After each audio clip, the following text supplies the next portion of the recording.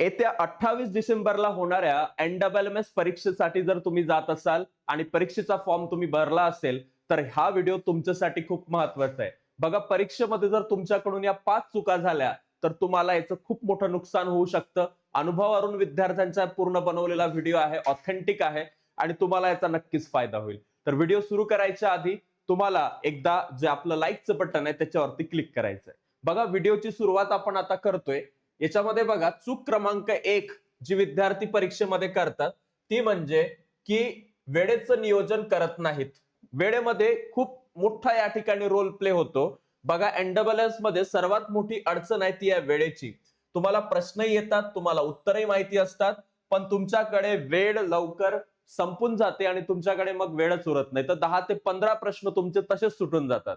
तर वेळेचं नियोजन करा, स्वतःसोबत एक घड्याळ ठेवा, वेळ लावून पेपर सॉल्व्ह करण्याची प्रॅक्टिस करा आणि जेवढं जास्त तुम्हाला हे सगळं जमेल. बघा, मॅथ मध्ये वेळेचा प्रॉब्लेम आहे, मला कमेंट आल्यात बरेच. ओके, आणि मॅथ मध्ये जर तुम्ही प्रॅक्टिस व्यवस्थित केली तर तिथं पण ट्रिकचा वापर करून, फॉर्म्युल्याचा वापर करून आपण सगळ्या गोष्टी सॉल्व्ह करू शकतो. लाईव्ह क्लासेसमध्ये या चॅनलवरती जे आहे सगळे टॉपिक घेतलेले आहेत, ते पण अगदी मोफत घेतलेले आहेत. सगळे व्हिडिओ तुम्ही पहा. सोबतच दुसरा जो महत्वाचा चुकीचा इथं विषय होतो, याच्यावर उपाय काय? तर प्रत्येक पेपरमध्ये वेळ कसा वापरायचा हे आधीच तुम्हाला ठरवायचं आहे. तुम्ही मॅथ मध्ये तुमचा वेळ कसा नियोजित करताय, तुम्ही सॅट मध्ये तुमचा वेळ कसा नियोजित करताय, हे तुम्ही आधीच ठरवायला पाहिजे. सराव करताना टायमर लावून प्रश्न सोडवा आणि वेळेवर पेपर पूर्ण करणं ही सवय तुम्हाला बनवावी लागेल आणि त्यासाठी जास्तीत जास्त प्रश्न सोडवण्याची प्रॅक्टिस करावी लागेल. बघा, येत्या शनिवारी मी जे आहे इतिहास भूगोल या विषयावरती आपल्या चॅनलवरती SST ची मोठी मॅरेथॉन घेणार आहे.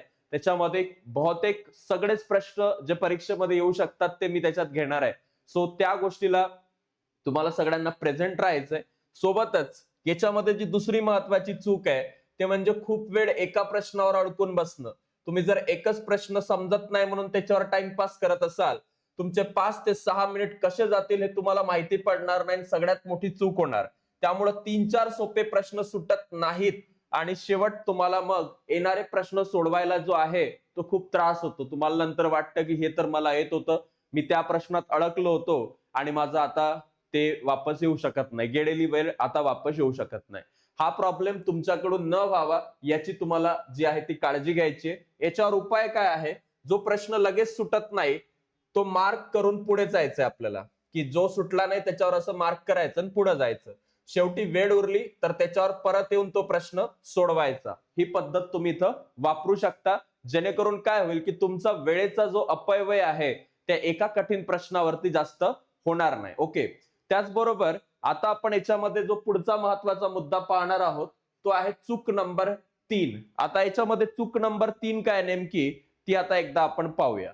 बघा, चूक नंबर 3 आहे अंदाजानं उत्तर लावणं, म्हणजे गेसिंग करणं एखाद्या प्रश्नाचं. NMMS मध्ये निगेटिव्ह मार्किंग नसली तरी अंदाजून जर तुम्ही अंदाज धोकादायक जर काही करत गेले, म्हणजे माझा तर अभ्यास झालाच नाही, मी तर काय वाचलं, असंच करून जे येणारे प्रश्नाशी सोडवले, न येणारे प्रश्न काहीच्या काही उत्तर केले, तर त्याचं नुकसान होऊ शकतं जे विद्यार्थी पास होऊ शकतात त्यांना.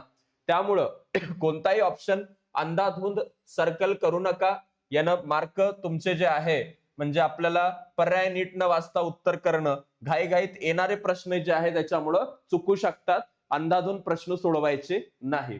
त्याचबरोबर याच्यावर जो उपाय आहे की प्रश्न नीट वाचायचा, लॉजिक बिल्ड करायचं, प्रत्येक प्रश्नातले कीवर्ड जे आहेत ते मार्क करायचे आणि कुठंतरी आपण हे वाचलंय का हे आठवून पाहायचं. चुकीचा पर्याय आधीच काढून घ्यायचे, त्याला मार्किंग करून द्यायची. समजा 4 पर्याय आपल्याकडे आहे, तर त्या 4 पैकी तुम्हाला 2 पर्याय जर चुकीचे वाटत असतील तर येणाऱ्या 2 पर्यायाबद्दल विचार करायचा आणि त्यातला एक क्रॉस होतोय का ते बघून योग्य उत्तर काढण्याचा प्रयत्न करायचा. लॉजिकचा वापर करायचा, तर्काचा वापर करायचा आणि फक्त नशिबावर कोणताही प्रश्न सोडवायचा नाही. नशीब तिथं कामात पडणार नाही.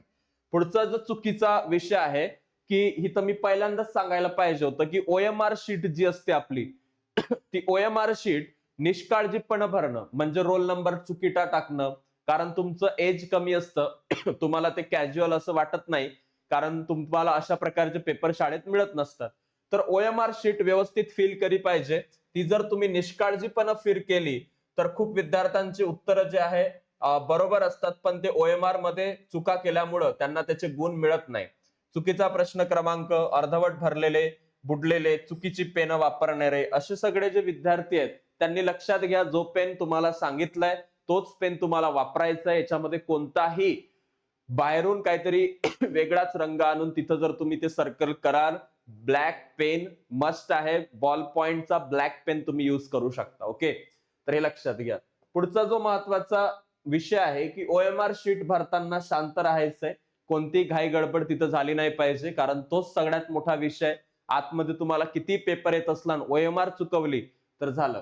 प्रत्येक प्रश्नाचा क्रमांक दोनदा तपासायचा आहे आणि पूर्ण आणि स्पष्ट आपल्याला जो बुडबुडा आहे, बुडबुडा म्हणजे हा गोल, तो आपल्याला भरायचा असतो. ओके, तर हे एक गोष्ट लक्षात ठेवा. या सगळ्या गोष्टींचं जर तुम्ही पालन केलं, सोबतच परीक्षेआधी घाबरणं हे बऱ्याच विद्यार्थ्यांमध्ये असतं की मला भीती वाटते पेपरची. आता स्वाभाविक आहे, सगळ्यांनाच थोडीफार पेपरची भीती वाटत असते, पण काही लोकांना जास्तच वाटते.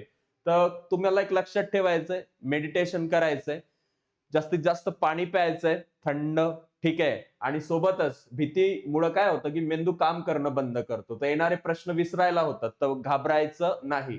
आपण स्वतः फक्त आपल्या पेपरवर फोकस करायचा. वेग कमी होतो त्याच्यामुळं आणि चुकाही वाढतात. त्याच्यावर उपाय काय आहे? याच्यावर उपाय आहे की तुमची पहिली मोठी ही परीक्षा आहे, शेवटची नाहीये. अशा प्रकारच्या परीक्षा तुम्ही आयुष्यात पुढे भरपूर देणार आहात, असं समजून या पेपरला जायचं.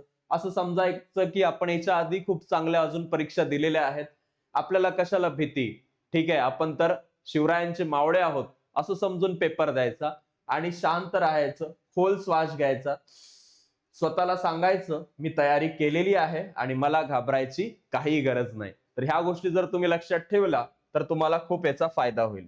समारोप, फायनल मेसेज तेव्हा तुम्हाला एवढाच द्यायचा आहे की NWS परीक्षेत यश मिळवण्यासाठी अतिशय तुम्ही हुशार आहात अशी काही गरज नाहीये.